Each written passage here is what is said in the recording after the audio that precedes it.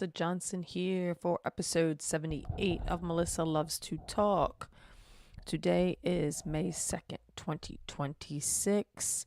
Yes, my cat is in the background. She's probably going to get a little crazy back there, so hopefully she's not too distracting. But she is a kitten. She's 10 months old, so she may be a little crazy. So anyway, hope you have had a great Saturday so far.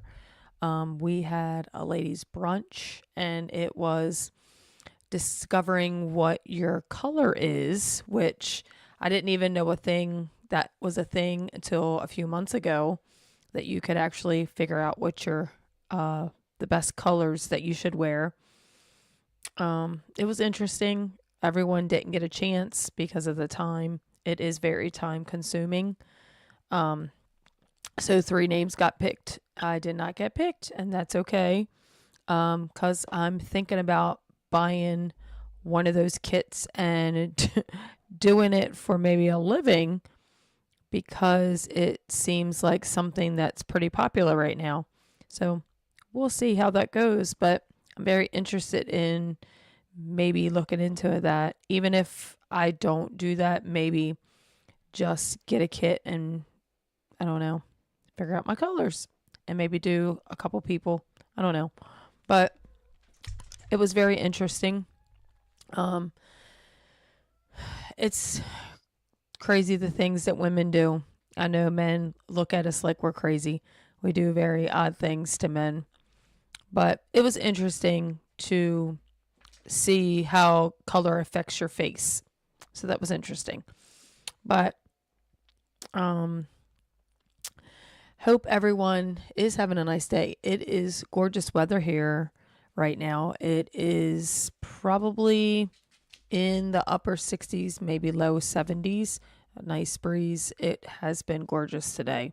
We went out a little bit after the brunch, and it was just so nice to be out and not either freezing or sweating. So that was good. You know, actual spring weather, which we don't usually get. We usually get cold and hot. We don't get a lot of spring and fall. So it's pretty nice to have a nice spring day. But today we're going to talk about serving like Jesus. And just give me one sec. I'm going to let my cat out of the room.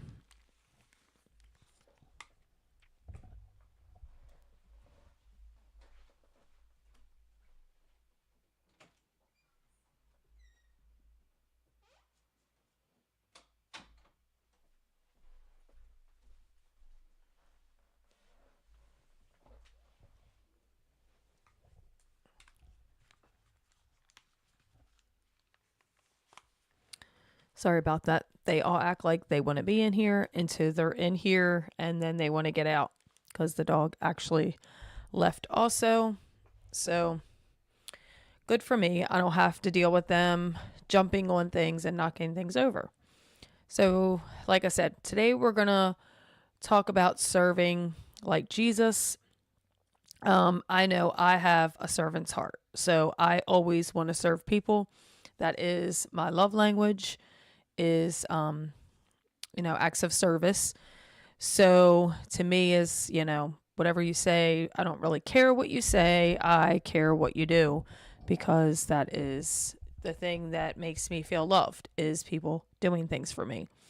Not actually buying things, but just doing things. Hey, I took out the trash, I washed the dishes, I swept the floor, stuff like that. That is what I like to do. 2 is serve. So, do we serve like Jesus? I am going to read some scripture, and I have some notes. So I'm going to read a little bit of notes. It's notes that I've taken from church, sermons. So, these are my notes that I actually took during a service. So please don't judge my note taking.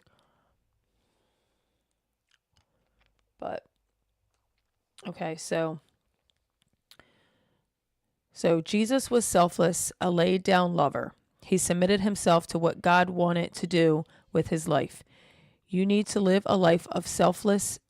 Jesus was God, but he was also in flesh. So he did feel what we feel. So I'm sure there's probably days when he might have been tired and didn't really want to serve. I mean, when he saw the people, he always felt compassion for them and always did it. But I'm sure, like, if he woke up in the morning, he was probably like, man, I'm really tired. I'd rather stay in bed. But he knew the mission. He knew what he was supposed to do. And so he did it. So, we can feel selfless if we live with the Holy Spirit. He served. He had a servant's heart. He was in servant mode. So he, like I said, he woke up in the morning, even days when he didn't feel like he wanted to serve. He probably had days where, you're tired, you're hungry, you're hurting. He was only 30, 31, 32, depending, but they slept, pretty much on the ground. They walked a lot. So I would think that they probably had some aches and pains, they don't eat like we do, so they don't probably have the same aches and pains, because a lot of our aches and pains are from what we eat. The inflammation is from what we eat, not necessarily our age. Like, we want to say, oh, we're getting old. But if we really ate the way we're supposed to eat, we'd probably have a lot less pain. So they didn't probably have as much pains as we do because they ate healthier. They didn't eat preservatives, which causes a lot of the aches and pains. But I'm sure he did have aches and pains from walking constantly and sleeping on the ground. They didn't have blow up mattresses like we do when we go camping, right? Now, days when they're in someone's house and they're sleeping in a bed might be different. Let me move this up a little bit because I'm kind of slouching. But overall, I'm sure there's days he got up and was like, man, I really don't want to do this today. But he's like, nope, I'm doing what I came here to do. And we probably feel that way a lot. Oh, my back's hurting. I don't want to go to work. Oh, but we do it anyway. And so I feel like there was probably days he felt like that, because he was a man. He wasn't just God. He was 100% God, 100% man. So he probably had days like that, but he got up anyway and he served anyway because he knew the mission and he knew what he was there to do. So I'm going to read a little bit of scripture with you.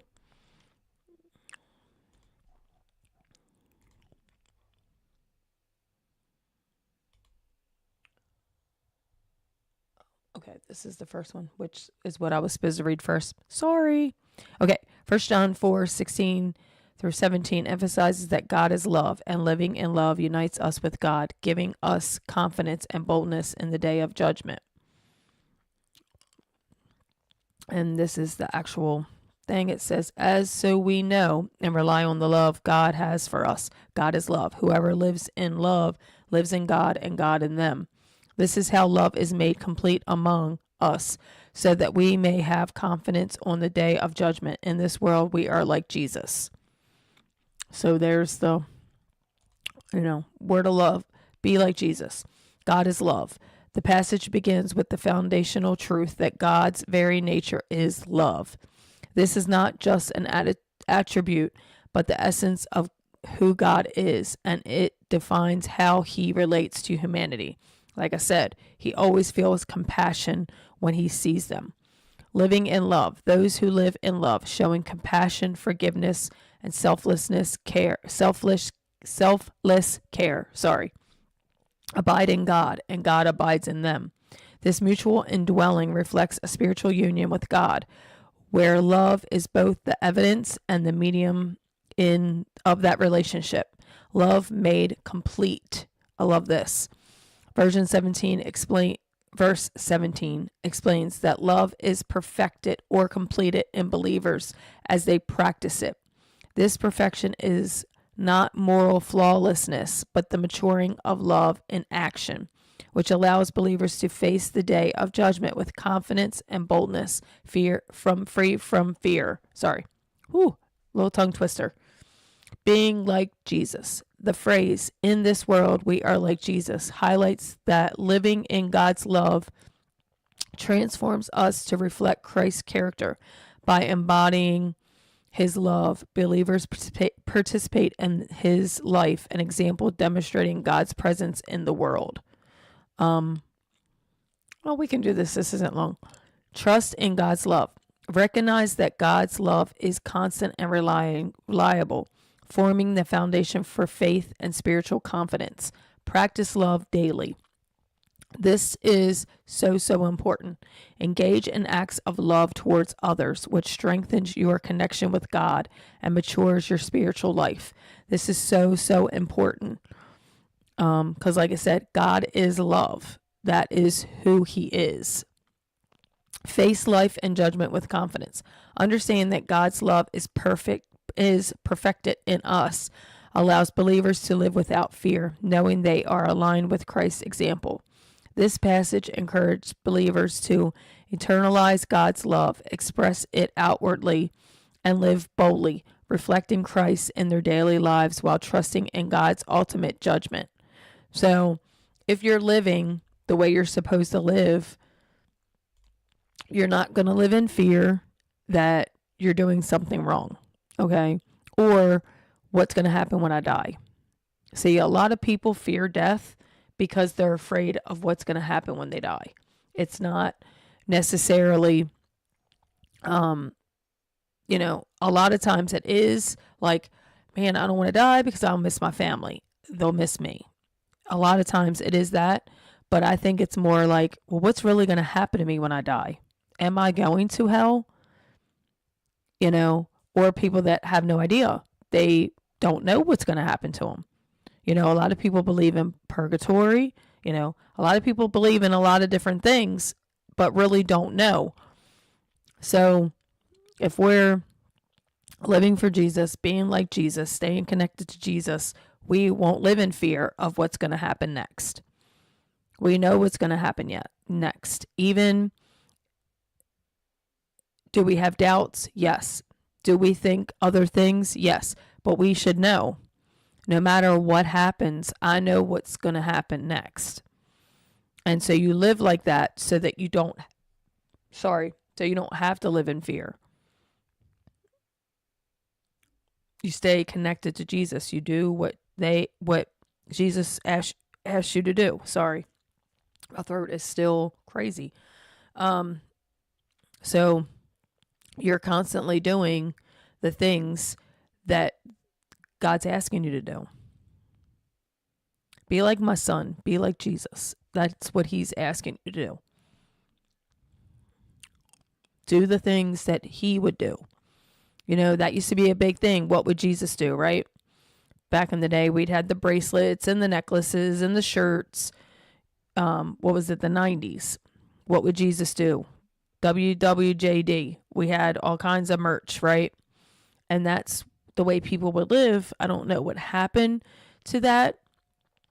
Like I said one time, are you watching something that you wouldn't watch with Jesus? Do you watch movies that Jesus couldn't sit and watch because he wouldn't watch it because it's filthy? Right? And sometimes I think about that, the things I watch. I'm like, probably shouldn't watch that because I don't think I'd let Jesus sit here and watch it with me, right?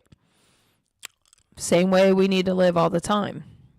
It should be, okay, would Jesus watch that? Would Jesus go do that? Would Jesus say that? He's our example. He's the way we're supposed to live. And that's the way we're supposed to serve also, the way he served. Now, mind you, we don't have 100% God body, so we can't go and go and go and go. But like I said, the better you eat, the better you feel, then you would feel a lot better. I'm really trying hard to stop with so many preservatives, but it's so hard unless you have a lot of money, which is on purpose. They make the cheap stuff with lots and lots of preservatives. The healthy stuff is expensive. And so I try my best to limit. Like, I haven't been buying like box meals and those, little rice-a-ronies and stuff like that. I'm not buying any of that stuff. The sides I've been making have been mostly like, it'll be rice, but I'll put, a little bit of garlic in it, some butter, something like that. Garlic's just garlic. And so I'll do that a lot more than buying the boxes of stuff that has a whole bunch of preservatives in it. Now, I do use jar tomato sauce, which is probably a lot of preservatives. I have been doing that, which I said yesterday, I was like, I'm going to start. I used to make my Alfredo sauce completely homemade, and I've been getting away with that and doing jar. So I think I'm going to go back to doing that completely homemade, because I do buy the jar and then I just add a whole bunch of stuff to it.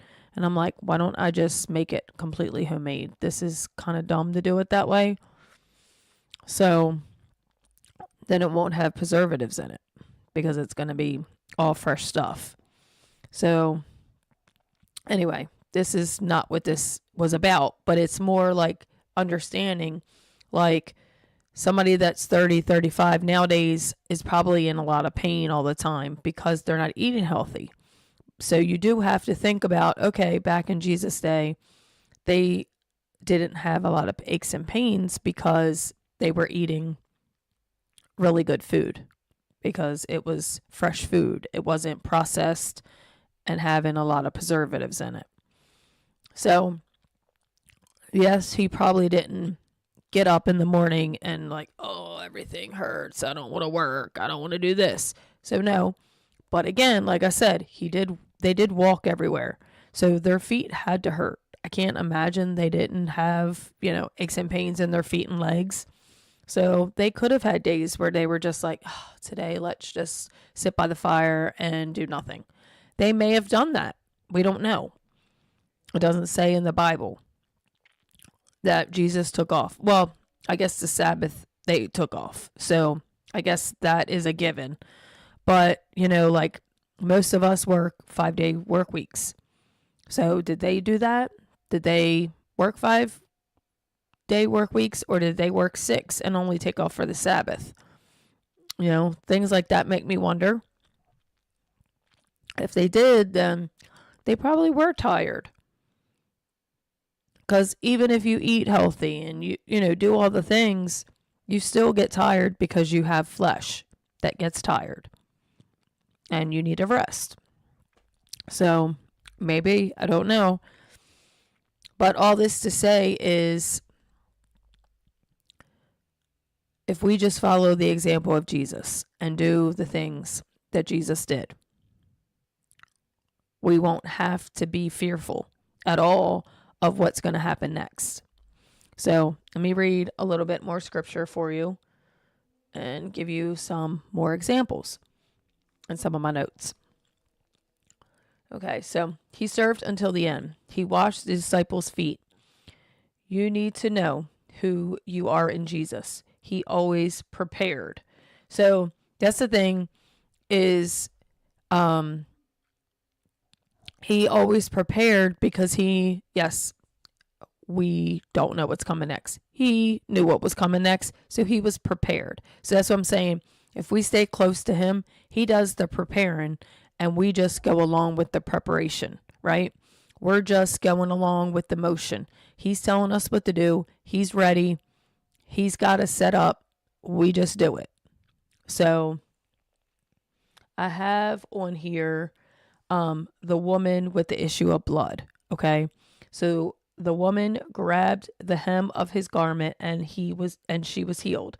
She just knew touching his prayer clothes, which that's not what I wrote, but that's what it means. She would be healed. He has healing in his wings. Even in the marketplace, when people touched the hem of his garment, they were healed. When people are tugging on what's going to come out.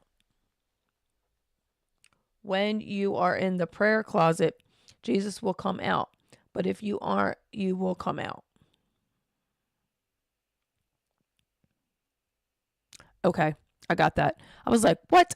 Okay, so what it's saying is when you're praying and you're getting closer, you're going to be more like Jesus. When you're not close, it's you, right? So it should be a more like Jesus, less like me. Zach Williams has a song. So that's what it is. The closer you are, the more you're praying, the closer you are, you start to be like Jesus. And so seeing interruptions as holy, our steps are ordained. We need to be ready for interruptions. Be ready, don't pass it. Okay, so I'm going to read the part with the woman with the issue of blood because I love this story.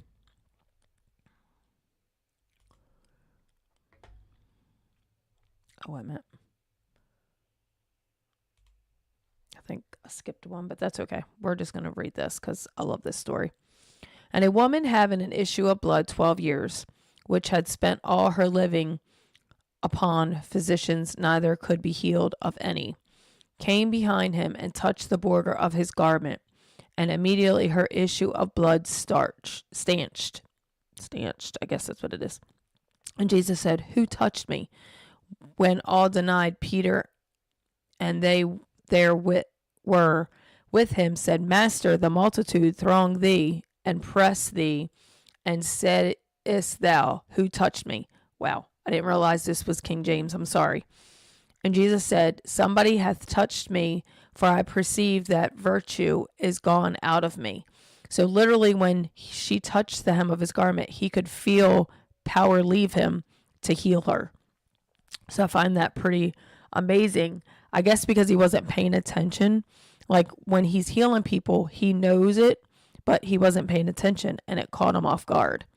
And when the woman saw that she was not hid, she came trembling and falling down before him.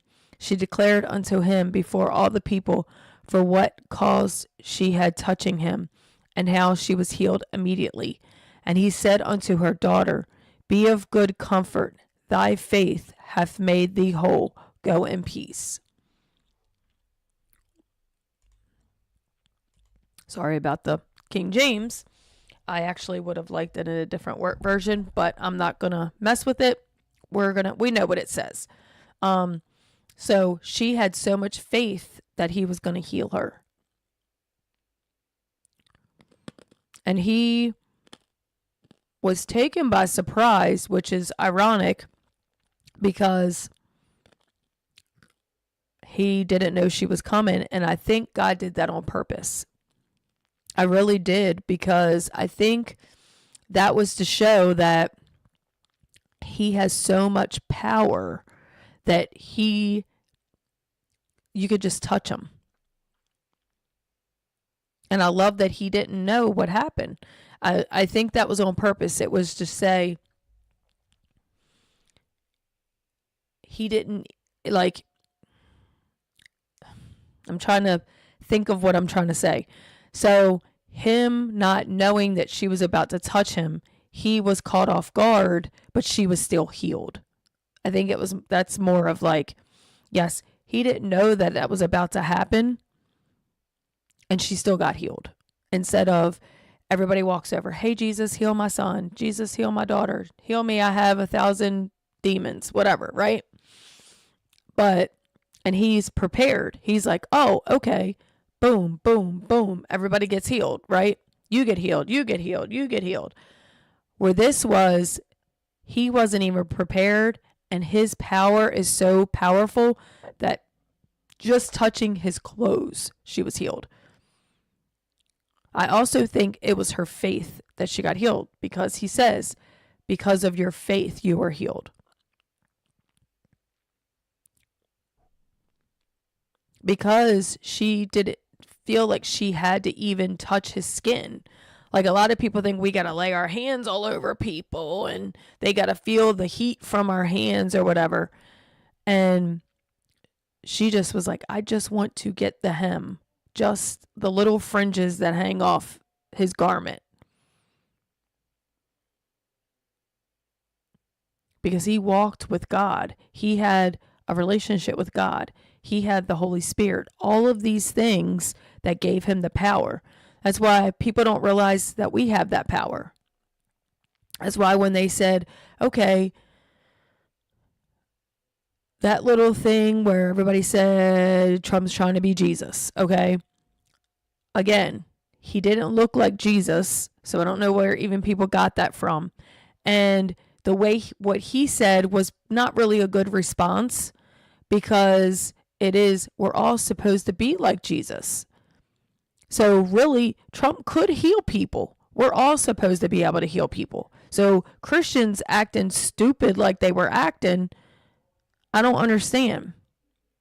They should have been like, oh yeah, we're all supposed to be like Jesus. That's what the Bible says. So for people to be like, oh, he's trying to be like Jesus. Yep, he is supposed to be like Jesus. If you're a Christian, you're supposed to be like Jesus. I just read the words. That's what we're supposed to do. We're supposed to look like Jesus, not like us. That's why people are like, you act different. You look different. That's what we're supposed to be. We're supposed to be set apart. They're not going to be like, oh, Melissa acts like everybody else here. They should be like, Melissa acts different. She doesn't act like other people that are here. Why does she act different? Why does she look different? You know, it isn't just the things that I say. It's the way I present myself, the way you talk, the way you walk. You know, it's funny is every person has their own walk. I didn't know that till recently. They were looking for a suspect and they said, oh, that's their walk. And I was like, people have specific walks, and apparently that's like your fingerprints. You can identify people by the way they walk, not just by their fingerprint. So if you're watching a video camera, you know, of somebody, you can actually run their walk in a database and identify somebody by their walk. Mind blowing. I didn't know that. So that was very interesting. I was excited to learn something new. I love learning new things. So that people say, oh, you walk different, you talk different, you hold yourself different. You don't act like other people. No, I want to act like Jesus. That's the only person I want to act like. So hopefully I'm close to doing that. Probably not as close as I'd like to be, but at least close. Like I look more like Jesus than Melissa. That's where I'd like to be, where people would be like, man, you don't even look like Melissa anymore. I mean, I'll be honest, I don't remember the Melissa back when I was in my 20s and 30s. Like, when I think about that Melissa, I'm like, I don't know that Melissa anymore. I'm not that Melissa anymore. So I guess I am closer to Jesus than I was then, but not as close as I'd like to be. And I feel like we're probably all that way, right? We're all probably like, probably not as close as I should be. Probably not doing all the things I should do. I feel like we all get there. We're all in the same place. You know, no matter how close we are, we feel like we're not close enough. So this is what we really live for. We live to live like Jesus. And, you know, I'm doing a devotional in the morning if anybody's ever up it plays all day. I post it on Facebook, TikTok, and Instagram. And I do it in 5 days a week. Because one day during the week I always miss, so then I do Saturday so that I get 5 days in. A couple times I'll do it 6 days a week. Sometimes I'll do the whole 5 days and then I'll do Saturday. It just depends. Right now I'm doing Wisdom's Path. It's a 90-day devotional, and it's just, Proverbs, and it's just God's wisdom. And, it is kind of repetitive because it is, telling you how to use God's wisdom. And I just love that if you're listening to God and doing the things that he tells you, you're using wisdom. Or if you just pray, God, give me wisdom. I mean, like Solomon could have anything in the world. God told him, I'll give you anything. And he asked for wisdom. Now, mind you, he didn't stay that wise. He did a lot of stuff he shouldn't have done. Whatever. Okay. But that was very, like, when I read that the very first time in my life, it was very humbling. It was like, would I ask for that if God said, I'll give you anything you want? One thing, anything you want. Would I ask for wisdom? You know, I mean, it's a hard question to think about. What would you ask for? If I could do one thing I could have, right? I don't know what it would be. I mean, I would want it to really be, I want to live like Jesus. Like, I feel like that would be the answer, you know? And would I fail? There's times I probably would fail. Even if God made me to live like Jesus, like I said, God gave him wisdom. He didn't use his wisdom all correctly. So I guess we're fallen. So maybe I would always live like Jesus, but who knows? But that's a good thing to think about if you ever, think about, if God would give me one thing, anything, what would it be? Just one thing. Because that's all you get is one. So you can't say, oh, these 5 things. Nope, you just get one thing. What would it be if it could be anything? I mean, I do think it's awesome that he did say wisdom. And he got a lot of things that he wanted because of the wisdom. So he did do a lot of wise things. But he did a lot of stupid things too. So I'm not going to fault him because I have too. So I can't really fault him for it. But yeah, I think realistically, I would either say live for Jesus or follow Jesus would be the one, if I had, and I could ask for anything. I know it sounds like, sure, I don't believe her. She wouldn't ask for that. But really, in the world, what would you ask for one thing? Oh, if I said, I asked for $1 million, right? Well, $1 million might not be enough. What am I going to do with the $1 million? Then you got to think of what you're going to do. Okay, I want, a house that's 2,500 square feet. Okay. Is it paid off? How are you keeping it clean? Then there's more questions, right? This, that, where's it going to be? You only get one thing. Do you get to be specific? I don't know. I don't know what all the details are. So if I could be specific, okay, I want a house that has this many bedrooms, this many bathrooms, and I want it to be, about 30 minutes from the beach. I could do that, right? Then you're real specific on what you want. But then I feel like, is that really the thing you want? And then you get it and you're like, dang, I should have asked for something else, right? So I feel like you can't go wrong if you're just like, okay, I want to be like Jesus, or I want to follow Jesus. That's the one thing. If I had one thing that I could ask for. I don't think it would be wisdom. It was amazing that that's what Solomon asked for. But I don't think it would be that because, again, he didn't make all wise decisions. He decided to use his wisdom not so well. So, mine, like I said, I think mine, I'm not trying to be like, I'm so good. But if I picked my one thing I could have would be to be like Jesus or to follow Jesus, right? Then I'm always going to do the right thing.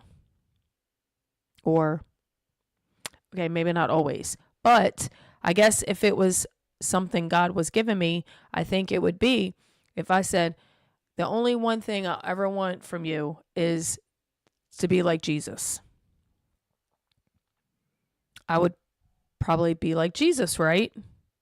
Because you're asking it from God, or God saying, I'll give you one thing, like he did with Solomon, right? You get one thing. What is it going to be? Pick anything, any card, pick a card. And he said wisdom. Now, again, that was very generic to just be wisdom, because you have to use your wisdom wisely, right?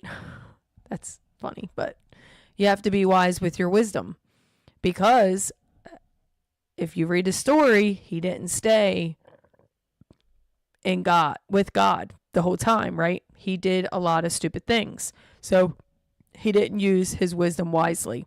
So that's why I'm like, man, I kind of would want to do something that would guarantee, or as close to a guarantee is, be like Jesus or follow Jesus.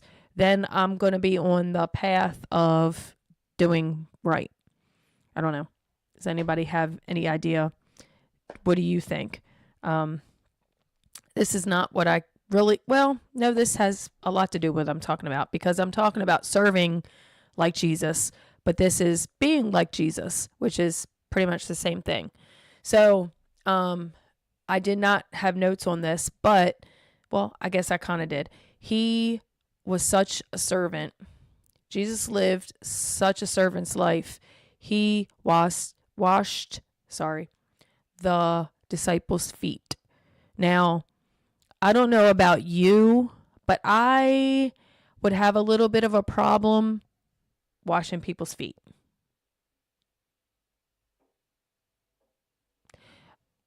I don't know. I did do this when I went to Madagascar. We did wash the kids' feet because we bought them new shoes. So we did wash all the kids' feet, which some of them already had shoes on, but they were, older, but so they weren't really playing in the dirt. Their feet weren't super dirty. Some of them were, and they were also children. So I think your nastiness of your feet would be worse when you're older. It's like kind of like, because you get body odor, you get different things. And like I said, they weren't walking miles and miles and miles and miles in sandals. So a little bit different. But I did wash their feet. We, all took turns washing their feet so they could get their brand new shoes. And it was pretty amazing. But I guess I would look at it different, like it's children over grown adults. I wouldn't be against it. I mean, if, we decided to do that in my house, I wouldn't have a problem washing everyone's feet. They would probably be it would be awkward for them more than probably me, because they probably wouldn't be shocked if I did it. Like, I don't think anyone in this house would be shocked if I did it. It wouldn't be probably like, oh my goodness, I can't believe she's washing my feet. I think they would believe it would be something I would do. But I think it would be very awkward for them, especially since it's all pretty much boys in the house. So they might feel kind of awkward with me washing their feet. But it's not something I would say, no, I'm not going to do. I just think it would be kind of awkward.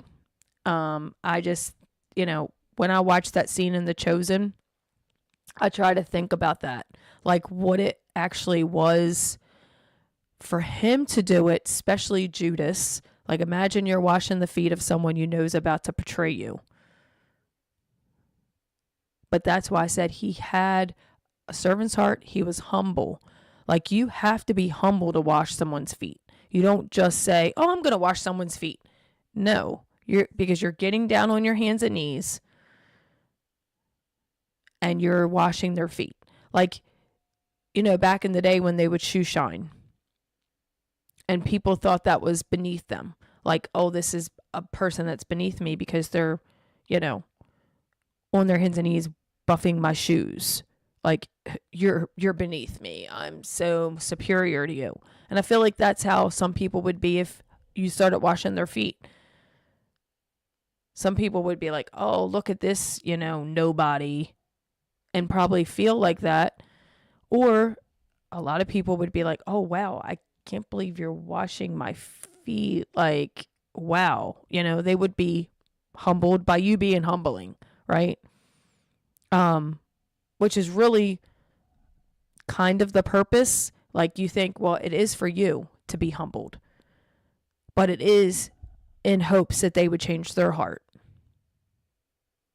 It would be like, man, maybe they would see my heart by me doing this. But it's definitely for you. It's definitely to show that you're humbled, because you don't think you're better than. Like, Jesus was better than. Jesus was the King of Kings. Or he is. But I'm saying back then, even then, he was above them. But he never acted like he was above them, right? He acted like he was them. I mean, to the Pharisees, he acted better than the Pharisees, but it wasn't to be better. It was just because, look at how you're acting. You're supposed to be the leader. You're supposed to lead these people, help these people get to heaven, and you're giving them some laws. Like, that doesn't get them to heaven. Who cares if they're eating a piece of pork? Who cares if they're wearing their hair down? Who cares if they're working on the Sabbath? Yes, of course, it says the Sabbath day is holy. I get that. It's the 10 Commandments. I get that. But you think when you get up to heaven, they're going to be like, oh, you can't come in because you didn't, take a Sabbath. The Sabbath is for you. The Sabbath is for you to take a rest. That's what the Sabbath is for. Take a rest. Spend time with God. It's for you. That's what the Sabbath is for. It's to rest your body. And it's like, if God rested, that means you need to rest. So it's not just, oh, let me take a Sabbath because I want to be lazy today. Yes, and that's completely fine. That's fine. That's what you're supposed to do. But you're supposed to, it's rest and make it holy, right?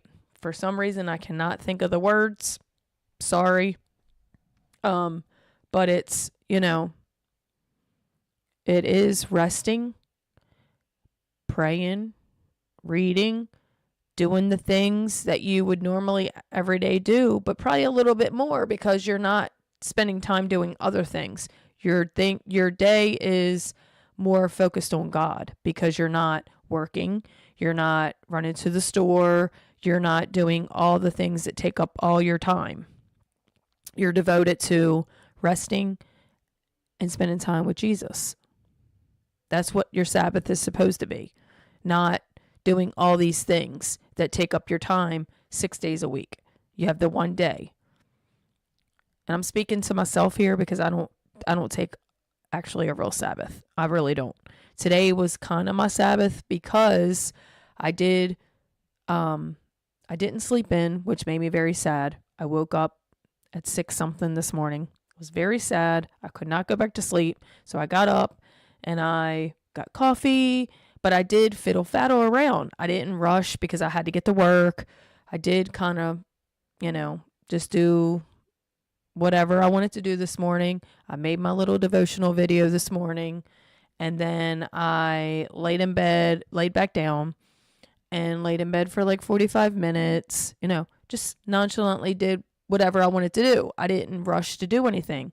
And then I went to the ladies' thing, which was really nice because it was just, breakfast was made for me. I didn't have to do it. I sat and talked to the women at the table. It was fun learning about the color thing. I'm so honestly excited about learning how to do that. And then, yeah, Tanya, I have lots of days when I don't rest well, but some days is a lot better than others. So, you know, then we went to Walmart, which again isn't really resting, but I didn't get water yesterday, so I needed to go get water because we can't drink the water here because it's really gross. So I go and get jugs of water. I just refill them. It's 54 cents to refill a jug. So I just refill jugs. So I did have to go there. But the kids went with me. So I wasn't by myself. I wasn't really lifting a whole bunch of stuff. They were helping me, which was awesome. So we got to kind of, spend the day together, which Aiden said today. He's like, we haven't done this in a long time, which we have not. So that was nice. And then I came home and I sat on the couch a little bit and just, played my game and then thought about what am I talking about in my podcast. So I did kind of relax more than I would, Monday through Saturday usually. Because Saturday I still usually Instacart.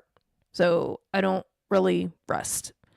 So today was really nice that I did actually at least rest a little bit. So that was awesome. So yes, I do need to, I honestly sleep better than I used to, but there are days when I have a hard time resting. Especially if like something crazy happened during the day, I'll like keep thinking about it when I lay down and like obsess over it for a while. And I'll just like keep thinking about it until I go to sleep. But I will tell you, I started reading before I go to sleep, and that helps. So if that helps you, Tanya, that's what I started doing, was reading before I go to bed. And sometimes I fall asleep reading, which is good. Last night I did not, and that might be a lot of the reason why I couldn't fall asleep. And then again, the cat wakes me up every morning, but most of the time I'll go back to sleep. After she wakes me up at 5 a.m. every day. I don't need an alarm clock. But today she came in at 6 something. So I guess I got to sleep in a little bit. And I was wide awake after that. So I don't know. Sometimes it's just like that. It's like we want to go to sleep and we just can't. But like I said, I wasn't running and doing a whole bunch of stuff and trying to rush. I just took my time doing everything today. Oh, don't have a hard time sleeping. It's busyness. Okay. I get that. Yeah, well. I am a Martha. The Lord actually told me to stop being a Martha. So I get you. And around here, they're like, Mom, just sit down. You're doing too much. Sit down. So I definitely get that. And again, like I said, if something crazy happens, it runs through my brain. It's like replay the same thing, or I'll keep thinking like, okay, well, what am I going to do about that? What am I going to do? It's crazy. But it is a lot less than it used to be. It used to be really bad when I worked at Aldi. I did have a lot of responsibility working there, and I did bring my work home, which is a no-no. So I love my job now. I don't bring it home because I just do what I can do. Number one, I don't know my job that well yet still. The stuff that I do know, I know it good enough to get by, but I still don't really feel comfortable with my job. So I'm like, whatever. If I'm going to go to work the next day and they're going to say, hey, Melissa, you messed up, I expect that. Because again, I'm not really proficient at my job, which I think that's the most discouraging thing about my job. Is this time at Aldi, I was asked to be a manager. It was because I was so good at my job. And this job is just, I mean, it's very detailed, and I love detail, but it's the slightest movement of your hand messes up the detail. I think that's what it is. And it's like to keep your hand completely straight and straight in a line and not move. Like, I think that's what it is. It's got to be complete detail because it's about how it looks. I worked at Aldi and everything was timed. I told this to Aiden today. I was like, literally, when you're a cashier, okay, because at Aldi you do everything. Okay, so when I was a cashier, well, all cashiers have to do this, which there's no technical cashier. That's not your job. But when you are being a cashier, I'll say it like that, is you're literally timed the whole time. Soon as you log in with your PIN, you're being timed. How fast you get them through the line, how fast they pay, how fast you get to the next customer. So you have to get the people through the line within like a minute and a half, I think it is. And then you have to be to the next customer within 20 seconds. So it was all like literally timed. Every single thing when they're in line is timed. How fast they pay is even timed. Like they want you to have people pay in like 5 seconds. It's crazy. And every week a sheet would come down and it shows everyone's numbers, which everyone can see your numbers also. And it's posted in the office and you'd see your numbers on how fast you checked them out, how fast they paid, how fast you rang them up, how fast you got to the next person. So if you're a chatty Cathy, it's going to show that. It's going to say, why are you taking 30 seconds to get to the next customer? It should be less than 20. So that means you're chatting with the customer, which I would chat sometimes with the customer and start ringing up the next customer at the same time. So then you're still within the 20 seconds. So anyone that shops at Aldi and thinks the cashier is being rude, they're not really trying to be. It's timed. And they're just trying to get you through the line because they will pull you in the office and they will show you your numbers and tell you to get it together. And no, you won't get fired for it unless your numbers are awful. I've worked there 7.5 years. No one ever got fired for that. Even though they would say, hey, they will cut your hours. They will do that. Because if you're not proficient, they need people that are proficient. So they will do that.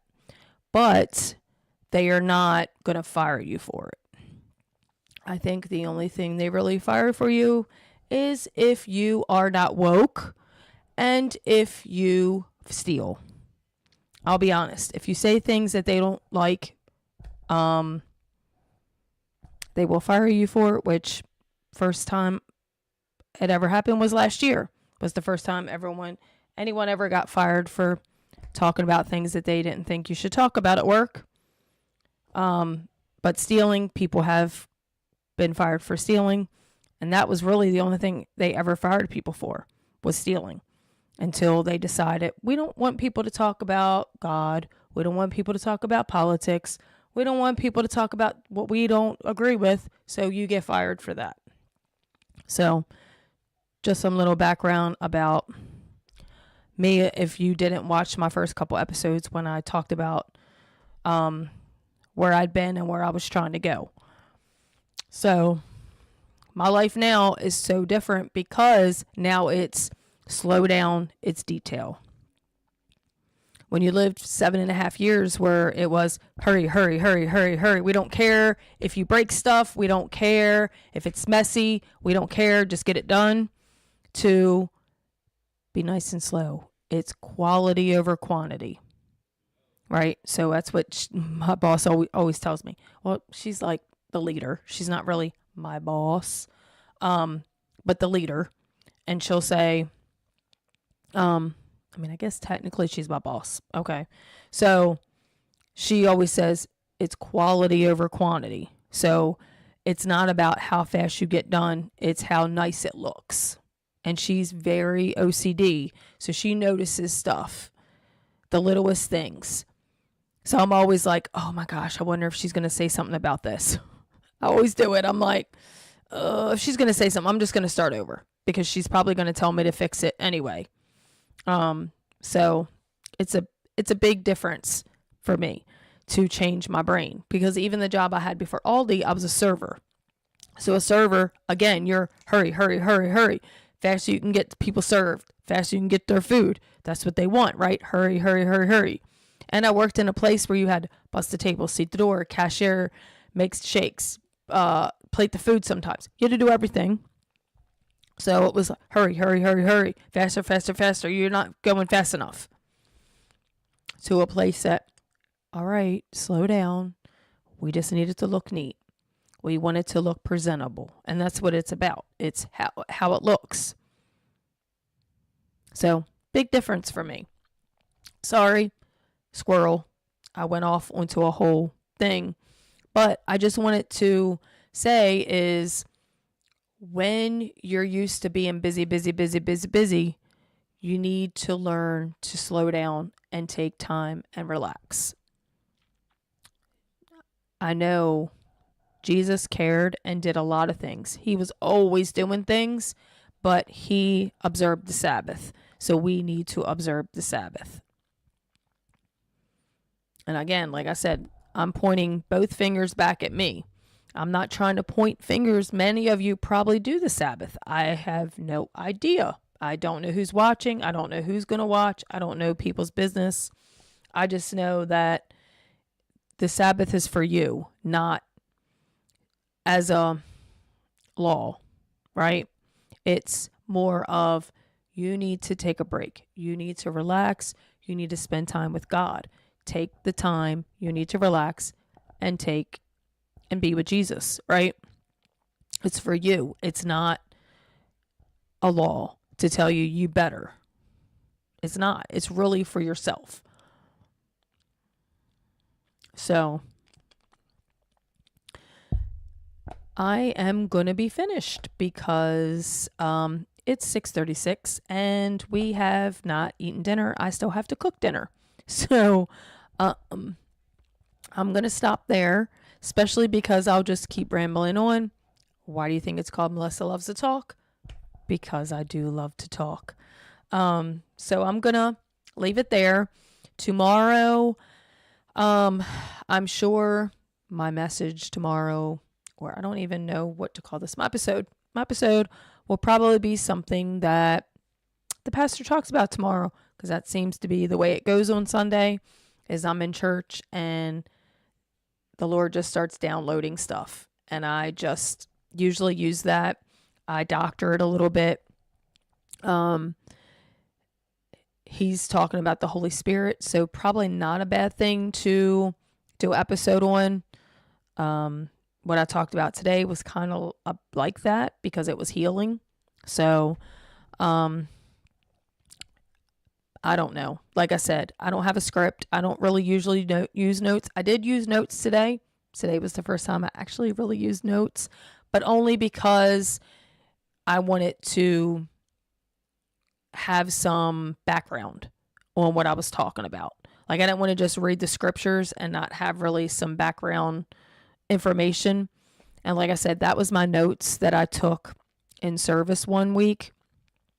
And it was just like, some of it I didn't do a good job because I was like, what am I even talking about? I had to think about it.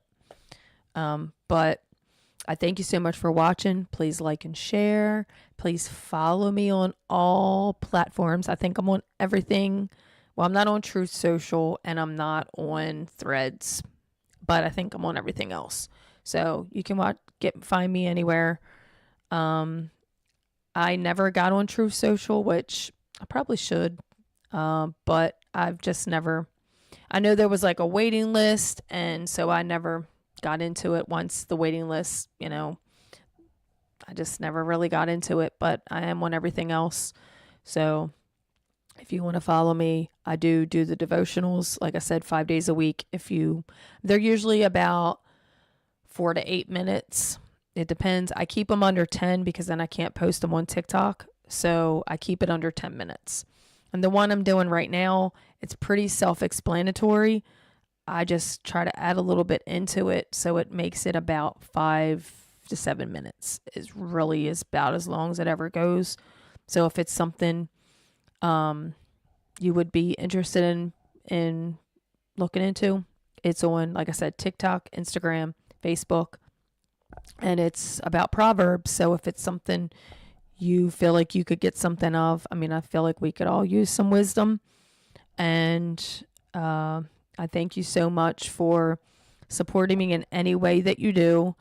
I am doing this because the Lord told me to do this, not because this is something I ever saw myself doing.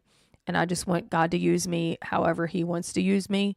So I thank everyone for whatever support they can give me.